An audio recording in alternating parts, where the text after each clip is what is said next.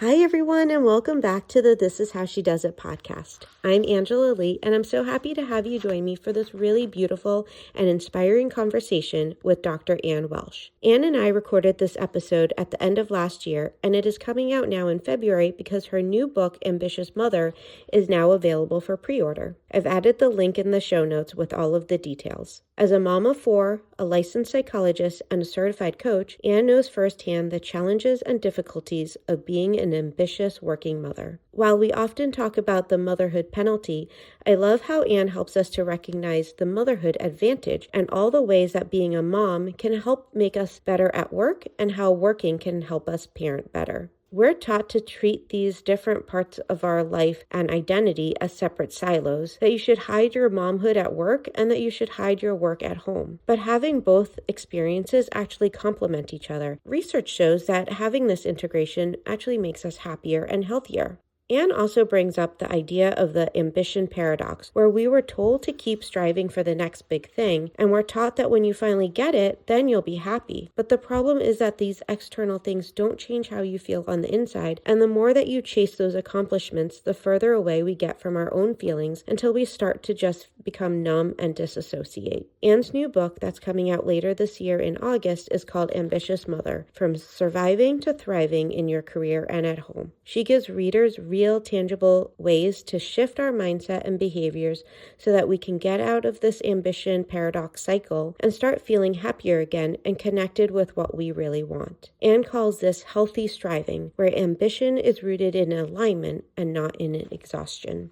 Anne gives us an overview of the main sections of her book, and I think this is an absolute must-read for any female leader who wants to have it all. I can't wait for you to hear this inspiring conversation with Dr. Ann Welsh, so let's dive on in. And including motherhood doesn't mean doing less. It doesn't mean doing a job that is less ambitious inherently. It just means including it, right? Like having that be part of the picture of figuring out what you want this to all be for yourself. Welcome to the This Is How She Does It podcast, where we dive into the struggles and joys of being a working parent. I'm your host, Angela Lee. For a long time, I struggled with how to get through each day without feeling completely exhausted. I didn't want to just survive each day, I wanted to thrive. Now I believe you can successfully grow your career while nurturing your family, all without losing yourself in the process. This podcast is here to inspire you to chase your big dreams. You can have it all when you believe you deserve to have it all. So if this sounds like what you're looking for, get cozy and enjoy the show. Hi, everyone. I am so honored today to have my next guest, Dr. Ann Welsh, on the podcast. She is a clinical psychologist, an executive coach, and author of Ambitious Mother: How to Thrive in Your Career and Motherhood at the Same Time. And it's coming out in 2026 in February, I believe. Through her one-on-one coaching and her group program, the Ambitious Mothers Mastermind, Ann helps high-achieving women move from perfectionism and people-pleasing into clarity, confidence, and healthy striving. Her work blends psychology and leadership development to help women create lives that feel both purposeful and peaceful. Hi, Ann. Welcome to the podcast. I'm so excited to have you on today. Thank you. I'm really looking forward to being here. Awesome. Well, just to begin, I know I read a little bit about your bio, but would love for you to walk us through your career journey, a little bit about your motherhood journey, and then what's led you to create the programs and work that you're doing currently. Yeah, so career has been a little circuitous and definitely informed by motherhood. Like the two kind of have interplayed. I actually started out wanting to be a doctor. Both of my parents were doctors, my mom and my father. So I think it was a little bit of what I saw modeled. But I mean, I liked science. I liked helping people. But I say I kind of climbed the career ladder. I got into medical school, and I had this moment. I talk about it in my book where I remember holding that medical school acceptance letter in my hand, and something inside was just like, no, do not, this is not what you want. I think I had been following this kind of idea of the thing that I wanted, that my parents were really excited about. And I turned it down, and everybody thought I was crazy, but I knew that I couldn't, even though I think in hindsight, I would have liked being a doctor. I was like, I can't sign on for another 10 years of training for this field if I'm not 100% certain. So I made a pivot, and I ended up being quote, the wrong kind of doctor, if you may ask my parents. And I got my PhD in clinical psychology. I think in the end, I still wanted to help people and I still liked science, but it was this kind of more interpersonal interaction and the research that really called to me. So I went to grad school and I actually fell, serendipity is just such a funny thing because if you told me anyone that would tell me in my 20s, like careers are circuitous and just, you've got to let it unfold. I hated that advice. I just wanted a plan. And yet it's so true. I fell into researching the transition to motherhood as a 20-something grad student before I was a parent. And it was because I was really interested in transition. So the thing that I was kind of curious about, my question was like, how do we do these big identity transitions in our lives? And how do we make sense of them and make choices around them? And what does it mean to add or subtract a role? And there's a ton of research done on the transition to college because college students are kind of captive audiences for researchers. And my grad advisor was the one that suggested the transition to motherhood as an alternative. And there was nothing on it. So this was in the kind of mid 2000s, and particularly in the psychological literature, nobody was looking at this question, which is great as a researcher, right? Because all of a sudden I could ask all sorts of questions, and people were just dying to talk about it, right? I think that's the other thing. No one cared about mom's experiences from a research lens. So when I stopped to ask people, they had a lot to say. So I just kind of fell into this really rich place to study, but it was not as a mom that I was there. But then as things do, right, careers kind of unfold over time. And I became a mother myself. And even having done all of that research, I was just floored by how much of a transition shift that was. I had been, as I said, the child of a doctor. I'd always assumed I would work. My mom had 4 kids and worked and it was kind of a force. And I just assumed I'd do the same thing. It never occurred to me that wouldn't be the path I took. And yet when I had my oldest, I had all sorts of feelings come up that I didn't expect around wanting to be with him more, a lot of guilt then around wanting to maybe leave work or not knowing what to do with that, but also guilt around working. And it was just kind of messy in this way that I didn't anticipate. And I think that was already then the seeds of like, if I'm having trouble with that, with all of my background, with the fact that I had been around babies, I had been babysitting since I was like 12, right? And I had nannied for a newborn. Like I had a lot of like experience and training, if you will, and it wasn't enough to kind of sail through this transition. So kind of long story short, that really catapulted me into a career working primarily in maternal mental health. And I was at Harvard for a little while. I left after I had my second and started a private practice. And that I still have a small private practice as a therapist. But, again, motherhood and my own experience with motherhood shifted and informed my work. I had left Harvard because I needed more flexibility to have a couple young children at home. I had a husband that was traveling 1 week out of every month for work, and it just was not sustainable. And I asked for some flexibility around hours and posted job share and tried to make all of these arrangements to make it work. And the answer was just very blunt, no. I was essentially told there's 500 other people waiting for your job. This is Harvard. We're not going to make any accommodations. And so I left. And that experience started to inform this idea of like, well, what's going on in the workplace that we can't make this accommodation? And so I did some executive coaching training. I've done a lot of training in leadership development. And so now I also do coaching for working mothers to try to help them manage that from the individual angle. And I also run groups for working moms.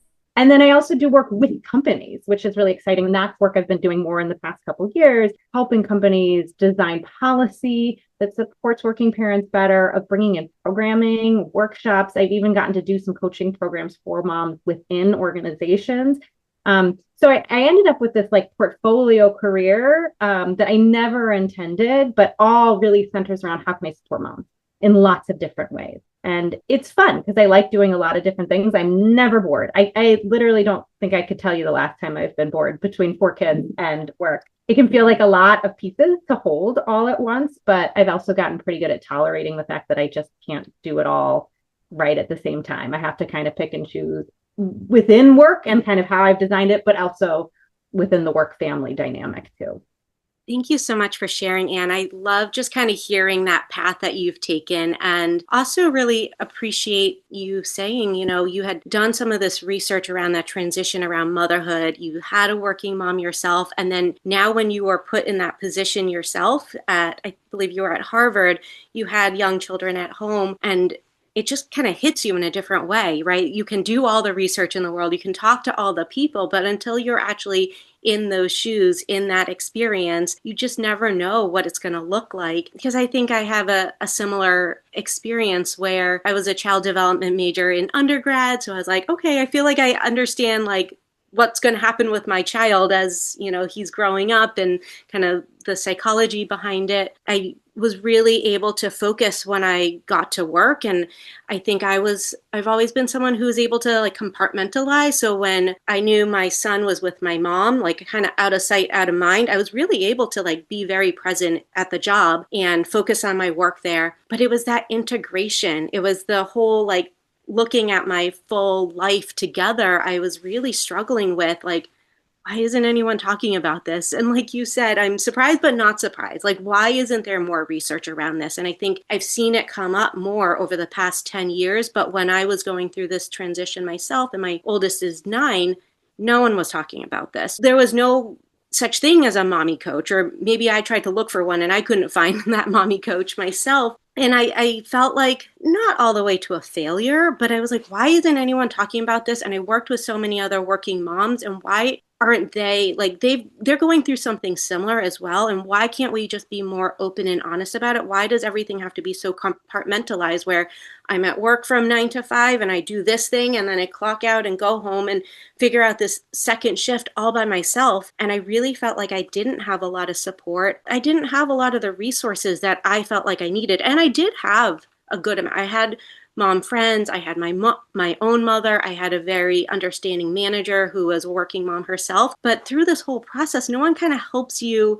see that bigger picture, and no one helps you recognize like it's a major life change, and then we gloss over it and just expect you to operate as normal and know how to be a parent and know how to figure out all these new things that are happening in your life. So I appreciate you sharing your story, because like I said, I think so many women can resonate with this fact that this transition it's huge, and we don't have enough resources in our society to really see women and help them feel not so alone. So the work that you're doing, and hopefully through my podcast, we can really help bring these stories to life and let other women know that, yes, it is lonely and it's a struggle, but you're not alone and there's nothing wrong with you. Like, this is really a big transition that we need more people to support us around on how to go through this big life change. And on so many different levels, we have big life changes.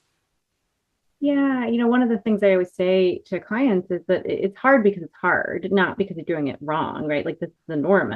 But I also think, you mentioned this integration piece, and there's research that shows that women, I was looking at working motherhood in particular, but that when we have them integrated, we are actually better. Like, we are happier, we are healthier, right? And yet what we do is we treat them as there are these two separate silos and they shouldn't interact. And you should hide your momhood at work, and you should hide your work at home, right? That these are things that don't inform one another. And yet that overlap, right? Like, if they're a Venn diagram, that's where I work, right? Like, that's the work I do, is in the overlap, because when we treat them as a separate entities, we do ourselves a disservice, right? We cut ourselves off of the richness of the interaction. I could name 1,000 ways in which my motherhood has made me better at work.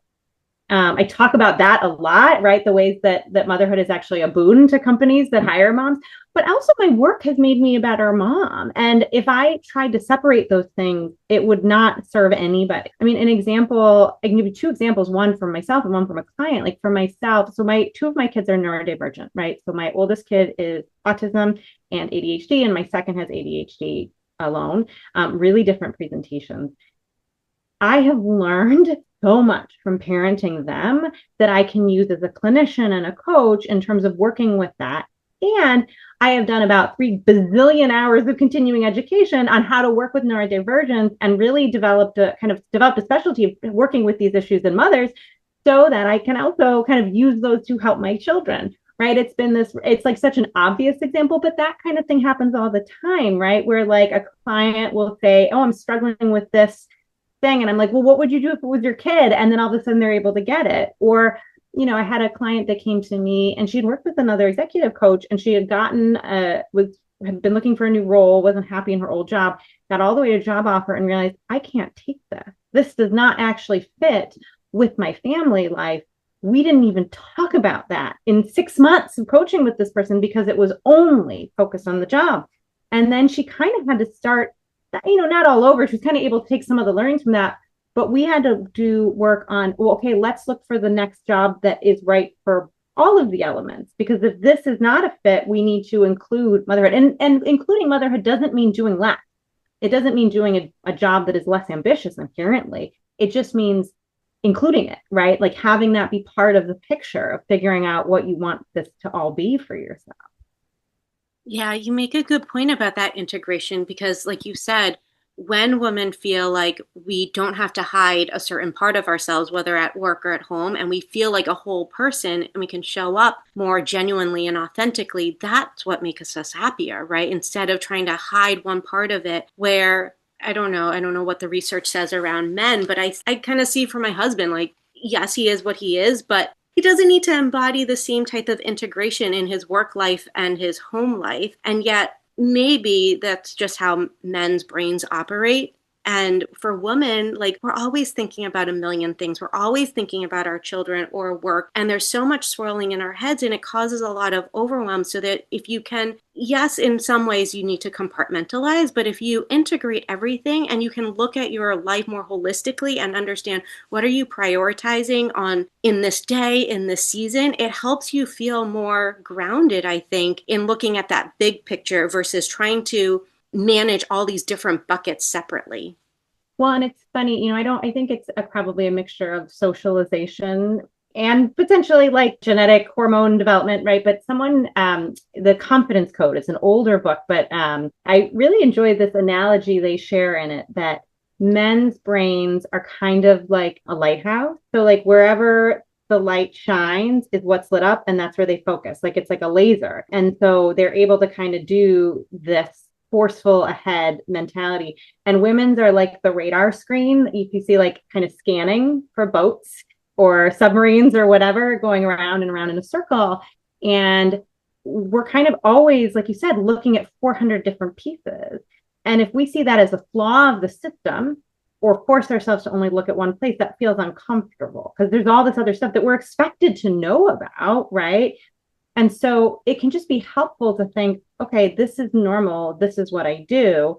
But to your second point, right? But I can still choose to kind of ground in my values, my wants, my needs, not what a quote good mom does or a good employee does, but what is working for me and my family and my role. And then kind of only scan for like those pieces, right? Or kind of check everything against that value system. I mean, even these days, like even this week, I can think of a time where I was getting really overwhelmed with the 400 things I had to do.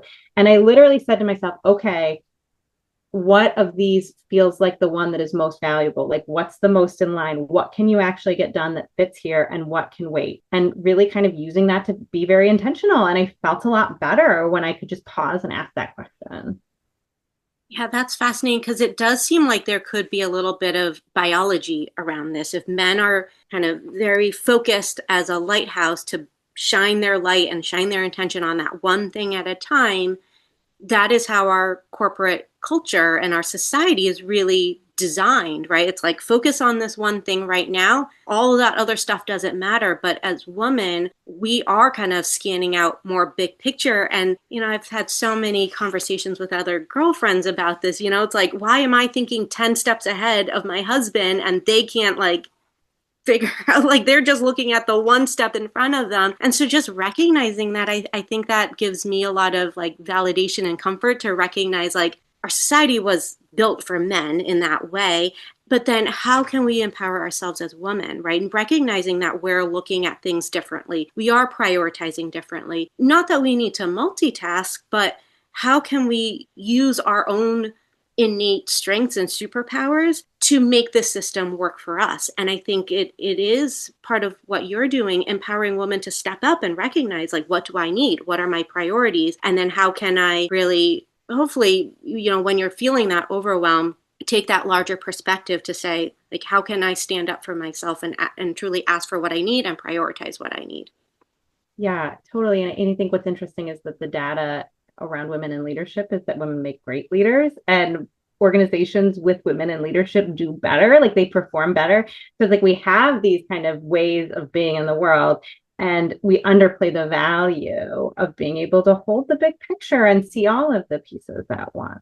And I think part of that isn't necessarily genetic, right? I think it is socialization too. If you think about like even in a dual working parent household, my mom was the one that did all of the house stuff and kind of knew a lot of the things about what clothing needed to be replaced, or those invisible labor tasks, whether directly or indirectly, kind of subconsciously, that's passed down, that like we as women are supposed to be paying attention to those things, and men and boys do not get socialized to pay attention, right? They're allowed to kind of ignore them because somebody else does it. And so part of that is also like how we were raised in terms of what we pay attention to, and then who's punished for it. If my house is dirty, even if that's like my husband's chore, if you will, and someone comes over, most likely they're going to blame me for the dirty house, right? Like I'm still going to be the one that's kind of deemed responsible because of how we think about gender roles right now. I think that's changing. I think I see a lot of like hopeful places around that, but it hasn't changed yet, for sure. Yeah, and that's the pressure, right? That's the pressure that women are putting on themselves to meet these unrealistic expectations. And we need to kind of get out of that old narrative in order to change and create those new norms, I guess. So I'm curious, if you had a magic wand and you would wave that magic wand, knowing that women are amazing corporate leaders, and yes, we need men as well, like, what does that new society look like? How can we really exemplify a new world where women can feel empowered to be themselves and be women and be ambitious in the workplace, as well as men, and have a more equitable, I guess, society? Well, I think that the thing to remember, right, is that everybody benefits when mothers are in the workplace. Well, I think there's this myth that it's a zero-sum game, that like if women or men or moms are in the workplace, then it robs men of this opportunity or whatever. And the reality is, first of all, the policies that I would advocate for, things like human sustainability, right? Like a culture of care, flexibility, that benefits everybody, parents and non-parents, right? It allows us to have lives outside of work that can enrich our work lives. And when we see women who are vocal about being moms succeed in leadership, it changes our schema in our brains cognitively of what we think a leader is. Like right now, if I ask you, think of a leader, you're probably going to think of an old white dude. Like that's going to be where your brain goes. At best, you might think of, maybe you think of a woman. You certainly don't think of a woman holding a baby. And yet that's very possible, right? So we've got to kind of change where our brain goes and the automatic associations we make around that. But I think the other kind of unspoken value of having moms in leadership and kind of opening up our gender rules to include leadership for women means that we also need to do the other direction, include caregiving for men, right? There's so much value in caregiving, and men are great caregivers. There's absolutely no reason that they can't be more involved and intuit a baby's needs. When we have babies, whether or not you're the birthing parent, your brain changes. Non-birthing parents, men included, get a whole host of new estrogen, like they get a wash in estrogen, testosterone levels come down just by being near their baby, and they get set up for neural changes just like mom's brain does. I mean, birthing mothers go through more changes neurologically, but men's brains change too. And so let's honor kind of the both and for all genders, right? That like parenting is this big shift and caregiving is enriching, whether you're mom, dad, or some other type of caregiver. I love that. And I love how when you kind of provided that example of changing the schema of what does a leader look like and what is automatically going to our brains. It's not that long ago, right, where if you had asked a child, like, what does a doctor look like? They might have conjured an image of an old white man in their minds, right? And now my kids have only seen a female pediatrician their whole lives. Like, I don't even think they've ever seen a male, not that they haven't seen a male doctor, but we no longer have that tightly held schema of what a doctor looks like anymore. And so now this hopefully is that next frontier where 10, 20, 30 years from now, we are conjuring images of females, mothers, people with babies, and men as leaders. There isn't a gender role assigned to it. So I love your perspective there. I'd love to hear a little bit more about your book. It's called Ambitious Mother: How to Thrive in Your Career and Motherhood at the Same Time. That is exactly what I think I set out to do when I started my working motherhood journey. It's what I'm trying to inspire and empower women through this podcast. Would just love to hear a little bit more about what are some of the tenets and philosophies that you share in your book. Yeah, I'm happy to. And it's been like a really joyful experience even writing it. Like people talk about where did I go, right? Where I lost myself in motherhood. And I think there's a piece of me that lost any interest in writing, or like I just wasn't, I had done a bunch of research and writing, and then I, with 4 kids, that was not something that was happening on top of my clinical practice. And probably 3 years ago, it would just be like sentences would bubble up in my brain, right? It was like percolating in the back all of this time. And, was written just in true working motherhood fashion. It was literally written like in the waiting room of my kids' activities, or paragraph in the pickup line and waiting in the car, or occasionally I would even like dictate to, like talk to text while I was walking the dog. Like it was just kind of done little bits and pieces over a period of time. But it really reflects my clinical work and what I've seen work, my group that I run and what I've seen work, my background and research, and then also a lot of interviews with some amazing, ambitious moms. So the first part really talks about like, how did we even get here? Why is working motherhood so hard? And I talk about the way in which we've really escalated what we're expecting of moms, especially I would say in the past 10 years, but really the past 20 years. As women achieve more in the workforce, we've really upped the ante around what they have to do at home too. And it has kind of reached a fever pitch that's totally untenable. Right now, we are supposed to be endlessly scheduling our children, or don't schedule your children, but be totally perfectly emotionally regulated and be on top of everything, but let your children have free time and don't let them have too much free time. And right, like it's impossible to be a mom and actually do everything right. So I talk about some of the historical things that have come up in the past 10 years that are really driving that. But then I start talking about the motherhood advantage, right? We hear a lot about the motherhood penalty and the ways in which motherhood can hurt your career. And I flip that on its head and talk about all of the ways in which motherhood can actually help your career.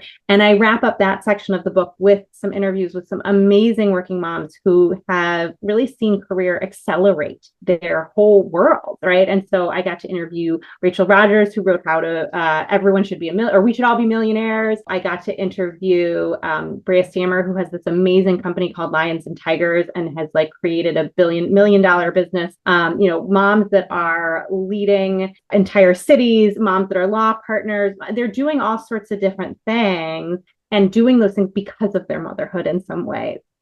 And then I kind of bring that to the individual person and say, okay, now you've seen some models. You see that it's possible. We started to change our mindset around what we can do. How do you do it? And I walk them through kind of a version of what I do in my group, which is moving from what I call unhealthy striving to healthy striving, and recognizing that we can be ambitious for all sorts of things. You get to choose what you're ambitious for, and then you can take steps to do it in a sustainable way. And then I wrap up talking about some of these big picture systemic things and recognizing that, like, yes, individual change is important, but so is wider cultural change. So I have a chapter about what workplaces can do, with the hope that readers will actually maybe give it to leaders at their workplace, or that some leaders will read the book. And then a chapter on what men and partners can do, and how, sharing the mental load and getting more involved at home is part of this conversation too. So it's kind of like a little bit of history, psychology, corporate culture, all wrapped into one. And, I hope that readers get a lot of tools, like concrete tools, also a lot of hope and inspiration out of it, and kind of figuring out, yes, that's what I want, and able to name that after reading it. That's amazing. I can't wait to read it myself. But I'm curious, Anne, I know you're already working with so many ambitious, high-achieving women in their careers. Because I'm in marketing, I've always had a lot of female leaders in my roles, and I've seen working moms succeed pretty high up within organizations. But I think from the outside, you don't really know what they're struggling with personally, right? And I think some of that is what I talked about earlier around just not seeing that vulnerability from your leadership and just thinking, oh, everyone's fine. And then how we had to compartmentalize when I was in the office. I mean, sometimes people would ask me about my kids, but then that was like the end of the sentence. We moved on. You didn't care that I didn't sleep, or you don't care that, I'm struggling with this issue. It's like, oh, okay, good. You deal with that at home. At work, these are our priorities. This is what we have to do. So I think in a way, if we can share more of the truth behind what people are going through and some of these vulnerabilities, it will help other people feel a little bit more of that psychological safety, and then alleviate some of that loneliness. Like, I'm the only one who didn't get the playbook on how to be a working mom. And so you talk about how you help women move from perfectionism and people pleasing into more clarity and confidence. And I guess I'll say again, like, I don't see that necessarily when I look at our leadership, and would love to hear a little bit more about like your clients. What are those things that they struggle with? Because from the outside, like, everyone looks fine. And how can we break down some of these barriers and have more of those authentic conversations to move us forward in that right direction, right? That we had talked about. It's so funny. When I had my first, I was 27. I was the first of any of my friends to have a child. And, as I said, I was floored, and I spent so much time feeling like I was failing, that I was doing something wrong. Some of my good friends had children a couple years later. And I remember with all of them, I would sit them down and I would say, at some point in their pregnancy, like, there's going to be a day and you're all going to be crying. You're going to cry. Your husband's going to cry. The baby's going to be crying. You feel like, what the heck did I do to my life? This is awful. I'm the worst mom ever. And I just want you to know it's okay. That's normal. And it doesn't mean anything about your parenting. It's just part of it. And I don't say this to scare you. I say this so that when it happens, you know that it's okay, and call me. And all of them told me later that they were so grateful for that conversation, because of course that happened, because it happens to everybody. And they were able to remember, and part of one of them was like, dude, that scared me a little bit. But I think it was the sense of, when we know that that's a normal thing to experience, then we don't have to blame ourselves. And so, to your question of like, what does this look like in my clients? I think there's a couple different ways that clients come in. And one is the client who, like you said, looks like they have it all together on the outside, the perfect blowout, the perfect clothing. They're kind of, quote, following all the rules. And they come in for their first appointment with me, or they're interviewing to be part of my group. And within 30 seconds, they're just crying, because the veneer is so thin. And the pain is so palpable of what they are holding. And so underneath, they are, yes, they're doing all those things, and they feel like it's not enough, or they're hanging on by a thread, and they kind of feel like everything's about to fall apart, and it's really painful. But the other kind of big category of women that come in is the women who are saying they feel nothing. Again, they look perfect on the outside. I've got all of this stuff maybe that looks pulled together to other people. I don't actually feel like I have it together, but I'm not like, I don't know what I'm feeling. I'm so disconnected that I feel numb, or I know I'm not happy, but I'm not miserable, but it doesn't feel right. And I just don't know. And I think so often we get to that place because we've learned to disconnect from our feelings, right? I talk a lot about this idea of the ambition paradox, which is when we keep going after the things that we're told to want, that we're told we're supposed to want. Like, I'll just get that next promotion. As long as I have that second kid, then I'll feel relaxed. Oh, if I just, hit that, salary level, then I can let go. And the problem is those external things never actually change it. But in doing that and chasing those things, we get further and further from ourselves, and we don't actually know what it is that we're feeling. And so for them, the feelings aren't right at the surface. They have to kind of dig for them a little bit to get back in touch with, like, what do I actually feel here? But in either case, right, it's a process of undoing that work, like connecting to what are my needs, what do I want outside of the noise of what everybody else tells me that I'm supposed to want, and how do I get that? And that feels a lot better. It's not overnight work, right? I mean, there's a reason I run groups that are 6 months. This is not something you can change in 6 weeks. But it's really meaningful, enriching work that's kind of ongoing for the rest of your life, right? Because to some extent, whatever you want right now, it's going to probably change in 2 or 3 years. Like, we are going to develop and grow throughout our adulthood. I feel that so deeply because I went through that exact thing myself where checked all the boxes, right, of getting into the good schools, getting the good job. Now I'm married. Now I have the kids and the house and the picket fence and all the things. And I got to a point where I was like, why don't I mean, I don't think I was depressed, clinically depressed, but Right. I felt empty, right? I felt, what am I achieving this for? Because I think, like you said, that ambition paradox is that you're taught to go do all these things. And I was also taught from a young age to look outside myself and seek external validation for people to tell me, you did a good job, you get promoted, you got into this school. And so all of those societal external validation is what told me if I was good enough or if I've done the right thing. And then it really took a lot of deeper inner work for me to say, well, what do I want to feel? And will getting that next promotion make me feel that way? And I recognize I just wanted to feel happy and joy and like peace again. I wanted to not everything to feel so hard. And so I really had to shift my own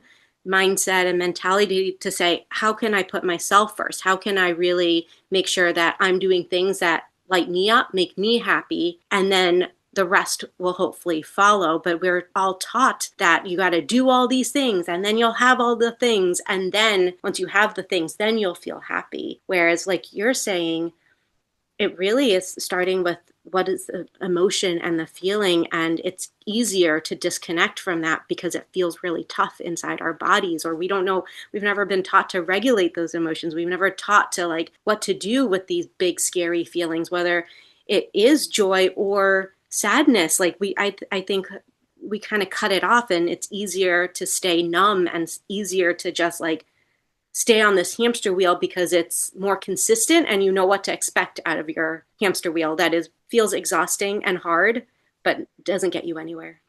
And I think one of the things I love about working with moms is we can use our kids as motivation. In that not go to them with our feelings, but what do you want to model for your kids, right? If we want our kids to feel safe having feelings, we have to feel safe having feelings, right? And I think we are told that doing what is best for the kids is spending all of our time with them, focusing on them, putting their needs above our own. That's not true, right? Actually, it's the opposite. What is best for our kids is a healthy and well mom. So taking care of yourself is taking care of your kids. Learning to manage and regulate your emotions will help you learn to manage and regulate your kids' emotions, and they will feel that difference. And it's terrifying, right? And yet it's so worth it because you feel more at peace as a parent when you can actually take care of yourself, and ask for help and get other people to help take care of you. Yeah, thank you for just delineating some of those examples so nicely, right? Because I think we always say, "Oh, you can't pour from an empty cup," or you have to put your oxygen max on first." And those are like nice, cute little sayings, but it's like, what does that actually mean? So for you to say, you need to learn how to regulate your own emotions. You need to go and do um, the things that will really make you feel happy. That is going to make you a better parent and a more present parent for your children. And that's what really matters. But even as you were saying, what do we want to model for our own kids? And, in my own journey, as I've been kind of working through my own emotions and recognizing like, I don't know what to do with my emotions. I was never really taught what to do.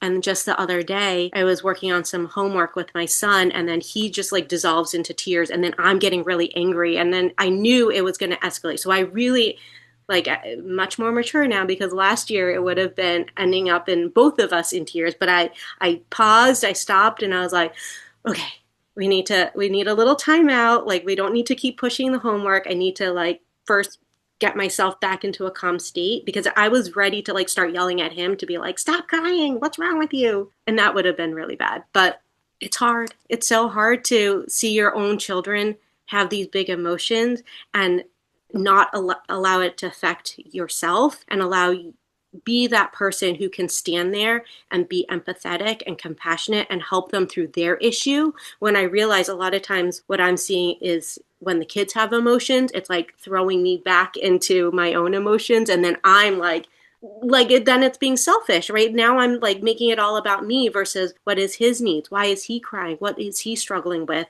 versus me trying to like mask and cover up his feelings and be like, you're fine, just do your homework, let's move on, let's go to bed. I would say it's not even that selfish, it's human, right? We are a social species. We have mirror neurons that will pick up on, we're supposed to pick up on what other people are feeling. It's more that I think so often for many of us parenting in this generation and trying to give our children space for feelings, we were not given that space. Our parents certainly weren't given that space, right? This is a generational kind of pattern. And so when we're trying to give our children emotionally something that we didn't get, it's confusing in our brains, right? Maybe not literally, but it's essentially on the one hand, that past messages of like feelings aren't acceptable, smush and hide them away comes up as you're trying to literally say to your kid, all feelings are fine. I can handle it. And I mean, I talk about this all the time and I still struggle, right? Like my teenager was having a total homework meltdown the other day and yelled at me. And I wanted to be like, yell back. Like I totally had that urge of like, I'm just going to scream back at you because this doesn't feel good. And I'm unregulated like you. It's like, you have to just take a deep breath. I had to walk away for a minute and just like remind myself that I'm safe, that everything is okay. And then I could come back and figure out, okay, what does this kid need? I've regulated myself. Now I can figure out what this kid needs to regulate here. It's hard stuff. It kind of doesn't end, right? Like that's the job. But it's, again, to bring it back to the work context, God, it makes you so much better at your job, right? Like if you can do that with your kids, you are going to be a phenomenal leader because you can do it easily then with anybody at work because the stakes are not the same, right? If you can stay calm when a toddler is throwing things at you or a teenager is just completely falling apart on you, great leadership training, right? Exactly. And remember that's happening, right? That's part of the benefit you're bringing to your workplace. When you feel like children are getting in the way of your performance, remember that they're actually helping. I love that. And I just want to also share, I've also realized there were times where my children were having a tantrum and I yelled at them and I snapped at them. But I did learn that as long as you repair that relationship, you didn't make a mistake. You haven't like damaged them forever. And I think just keeping that perspective in mind, remembering that you can repair and have those conversations when everyone is more calm and cool and collected. Like later that night when I was putting my son to bed, like it didn't faze him that we had that issue earlier on in the evening. And he was just like, oh, I love you, mommy. And I was like, oh, like I didn't damage you, or at that time I didn't yell at him. But just for our listeners, just to recognize like, we all make mistakes, but as long as we kind of acknowledge them and repair those relationships, tomorrow is a new day. Like it's just give yourself grace as you're going through whatever's happening at work and at home. Yeah. I mean, 100%, right? It's like, because then we're modeling that you can have a conflict with someone and you can be a human and you can say sorry and it can be okay. Right. And that's what our kids need, and that actually sets them up for healthier relationships down the road too. This is going to be a big question, but if you were to kind of sum up everything that you've learned through your research and all of your time working with clients, both as a therapist and as a coach, what is that like one piece of advice, or what is that biggest message that you want ambitious working moms to hear and know? I'm going to cheat and do two. But one, in all fairness, one I already shared. And that is this idea that it's hard because it's hard, right? Like we are supposed to show up at work like we have no children, show up at home like we do not work, manage the invisible load, have houses that look like HGTV dream homes, absorb everything. Like it's crazy. It's hard. And you're doing a great job, right? I mean, I remember someone telling me at some point that like, if you care about being a good mom, you're a good mom. There you go. That's your standard. But I think the other thing that I really come to want to share, and this is actually how I wrap up the book. Like if you take nothing away from this conversation, remember that your needs matter, right? I think it's a revolutionary act for women to ask ourselves, what do you want? And in particular for moms, we are told that our needs and our wants take bottom rung on the ladder. And yet they're you are still a whole, meaningful, valuable person now that you are a mother, and what you want and what you need really matter. And again, when you take care of yourself, you are in fact taking care of your children. It's a gift to them and to everybody that you are around. And I don't mean taking care of like another item you have to do on your to-do list, but listening to yourself and your wants and making sure that there is time and space for you in. And that's the work that I really love doing with women, is figuring out, okay, well, what is that and how do I get it?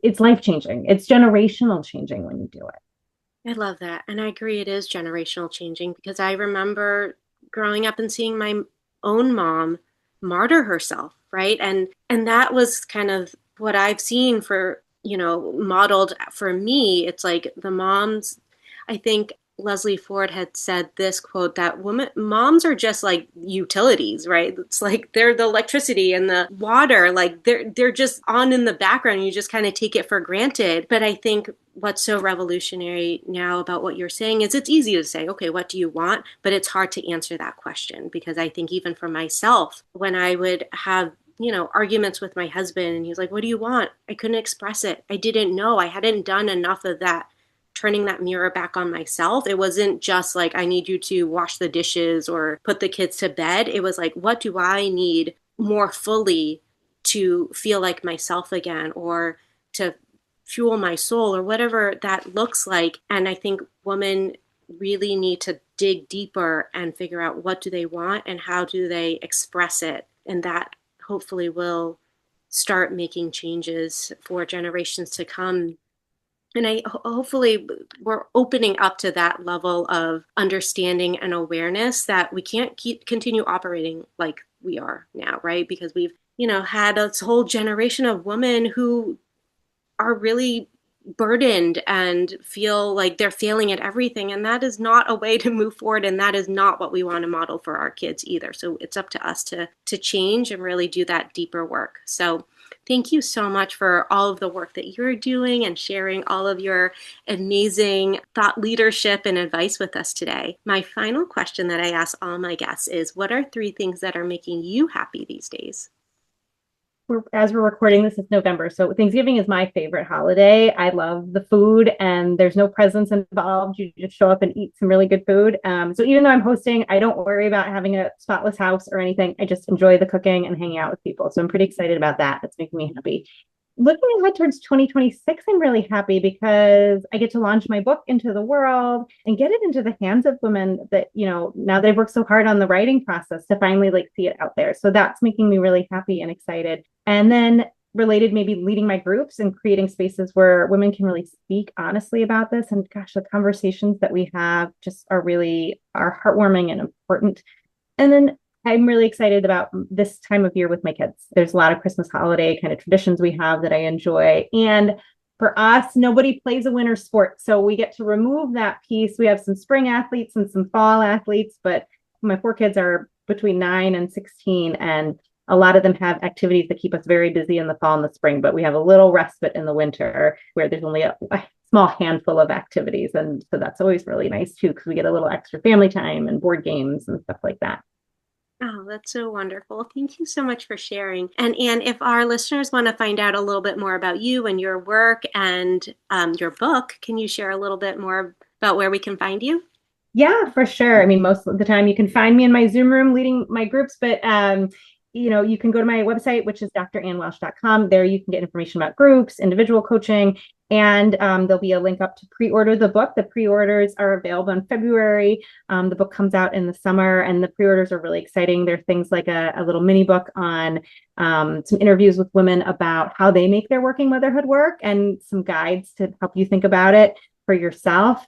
There's also a couple different worksheets and on how you can create your ambition web rather than your ambition ladder. So I'm excited about that one too. So anyway, all of that's available on the website. And then I'm on LinkedIn all the time. So that's another great place to find and follow along, Dr. Ann Welsh on LinkedIn. And I love getting messages from listeners to hear what you think or questions you have. So definitely look me up and connect. Wonderful. And actually, if you don't mind, could you share a little bit more about your group coaching program? Oh, for sure. So I run a group program, I think I mentioned, called Ambitious Mothers Mastermind. And this is a program for working moms and work defined really broadly, right? You could be 2 hours a week to 100 hours a week, depending on what you do. But really the focus is on some of the things we've been talking about today, right? figuring out what are all the shoulds, what are all the expectations that everybody else has for me? How can I shed those and access underneath what I want? And then how can I get that and have it be sustainable? So we talk about things like setting boundaries and time management and mindfulness skills and goal setting and burnout and nervous system regulation. So like all of the stuff that we talked about is part of the curriculum. And there's small groups, only 8 to 10 people in a group. And there's 6 months, and it's just amazing to see how much transformation can happen when we open up to that amount of time and when we do it together in a group, right? Because it's one thing for me to say all of this stuff to someone, but when you are in a group of women and everyone else is like, yeah, me too, it's just a whole nother experience, and it really accelerates the progress and it accelerates your believing of these things because you see other people doing it too, right? You don't feel so alone anymore. So I've been leading them now for a few years, and I absolutely love doing it. So if people want more information, that's on the website as well. So powerful. And I love what you're saying about holding that space for a group to go through this transformation or whatever you're going through together, and recognizing, we talked a lot about how lonely it can feel, but then recognizing and seeing other women and hearing their issues, and then you being vulnerable and sharing what you're struggling with and having that support of other women is so powerful. And then for you to help hold that container for everyone is amazing. So thank you. And we'll definitely make sure we'll have all the links in our show notes. Amazing. Thank you. This was a lot of fun. Thanks for having me. Thanks, Anne. Thanks so much for hanging out with me today. And if you found this conversation helpful, I hope you will share this podcast with a friend or another amazing woman who needs to hear it. I'd also be grateful if you could go over to Apple Podcasts and leave a review, which helps more people find this podcast. No matter where you are on your own journey, I want you to know that you are not alone. I see you, and you are enough exactly as you are. Until next time, bisous.